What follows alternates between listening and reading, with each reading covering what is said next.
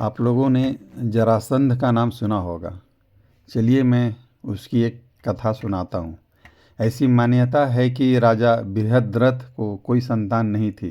वे संतान प्राप्ति की कामना लेकर ऋषि चंडकौशिक के पास गए और उनकी सेवा करने लगे। उनके सेवा भाव से खुश होकर ऋषि चंडकौशिक ने उन्हें एक फल दिया और कहा कि अपनी पत्नी को इसे खिला दें, शीघ्र ही तुम्हें संतान प्राप्ति होगी। राजा बृहद्रथ की 2 पत्नी थी, तो उन्होंने फल को आधा आधा काटकर अपनी दोनों पत्नियों को खिला दिया, जिससे शीघ्र ही दोनों पत्नियां गर्भवती हो गई।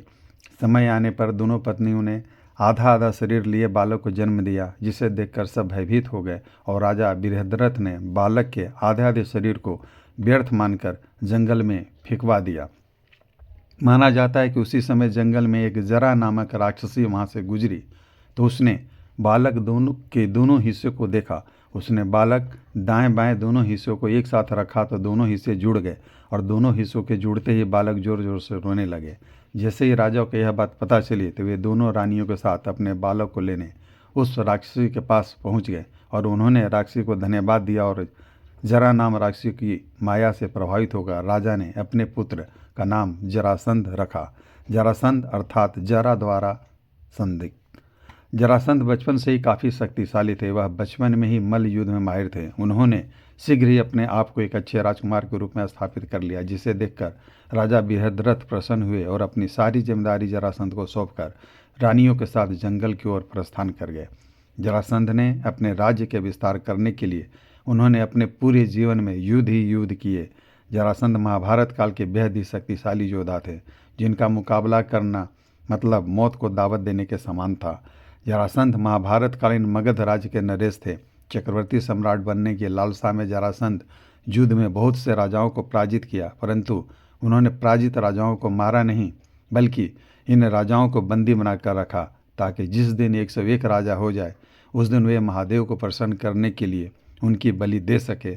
जरासंध महादेव के बहुत बड़े भक्त थे। वे ब्राह्मणों का बहुत आदर करते थे और काफ़ी दान पुण्य करते थे तथा वचन के काफ़ी पक्के थे।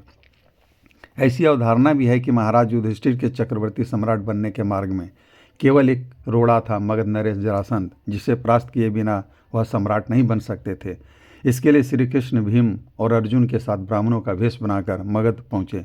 वहाँ उन लोगों की मुलाकात जरासंध से हुई तो जरासंध ने इन लोगों को ब्राह्मण समझकर कुछ मांगने को कहा, लेकिन जरासंध को इन तीनों पर संदेह हुआ कि वे ब्राह्मण नहीं हैं, क्योंकि वे शरीर से क्षत्रिय जैसे लग रहे थे। इसके चलते जरासंध ने उन लोगों को अपने वास्तविक रूप में आने को कहा। तब श्री कृष्ण जरासंध को खरी खोटी सुनाने लगे, जिससे वह क्रोधित हो गया और कहा कि उन्हें जो भी चाहिए वे मांग लें और वहाँ से चले जाएं। तब श्री कृष्ण ने ब्राह्मण वेश में ही अपना वास्तविक परिचय देते हुए जरासंध को मल्ल युद्ध करने को ललकारा। जरासंध एक वीर योद्धा था, इसलिए उसने मल्ल युद्ध के लिए भीम को ही चुना। तब अगले दिन जरासंध ने भीम के साथ मल्ल युद्ध शुरू किया। जरासंध और भीम का यह मल्ल युद्ध पूरे 13 दिनों तक चला, जिसमें भीम ने कई बार जरासंध के 2 टुकड़े कर दिए, किंतु वह माया से बार बार जुड़ जाता और जरासंध जीवित हो जाता था। 14वें दिन श्री कृष्ण ने भीम को तिनका तोड़कर इशारा किया कि उसके शरीर के हिस्से को विपरीत दिशा में फेंक दिया जाए, तो भीम ने वैसा ही किया और जरासंध के 2 टुकड़े कर उन्हें अलग अलग दिशाओं में दूर फेंक दिया, जिससे जरासंध की मृत्यु हो गई। फिर श्री कृष्ण ने जरासंध के पुत्र सहदेव को मगध का राजा बना दिया, जिन्होंने आगे चलकर महाभारत के युद्ध में पांडवों का साथ भी दिया था।